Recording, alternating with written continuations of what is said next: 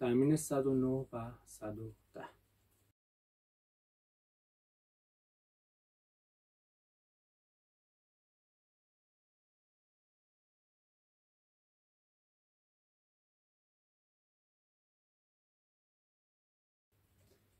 ادامه تمرینات سلا چنگ هست با سرعت پایین مثل ویدیوی قبلی. اول میخونیمش: تون چپ تون چپ تون چپ بک بک چپ تون چپ تون چپ تون چپ بک. تو ویدیوی قبلی هم عرض کردم هر چنگ رو برابر یک شماره گرفتیم. یه دونه چنگ برابر 2 تا دولا چنگ و برابر 3 تا سلا چنگ هست. تون چپ شماره 1، تون چپ بعدی شماره 2، تون چپ بعدی شماره 3، بک شماره 4. 1 2 3 4 بک چپ تون چپ تون چپ تون چپ بک. 1 2 3 تو 3 اینو میزنیم 4. 1 2 3 4 سکوت بک چپ تون چپ بک. 1 2 3 4 1 2 3 3 4 1 2 3 4 یکمون سکوت چنگه که صبر میکنیم.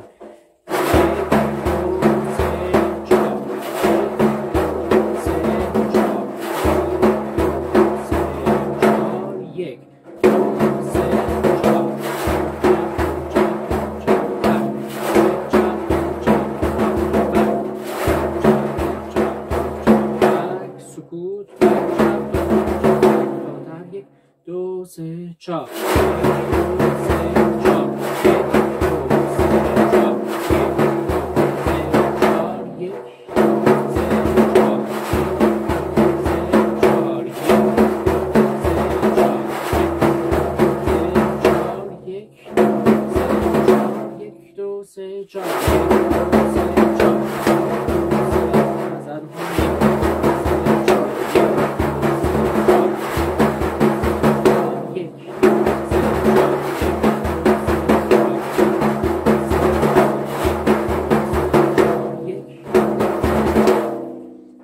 آخرین نوت این تمرین ها: توم توم بک چپ بک بک چپ چپ بک بک توم چپ بک توم توم بک چپ بک بک چپ چپ بک بک توم چپ بک توم توم بک چپ بک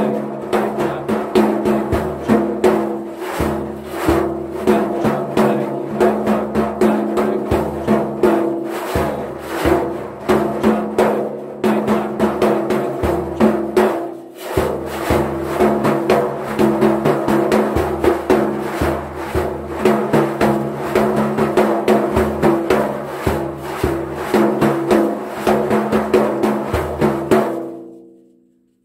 تقدیم همه شما عزیزان. این کتاب اگه دوست داشتین میتونید تهیه کنین که از روی کتاب تمرین رو بریم جلو.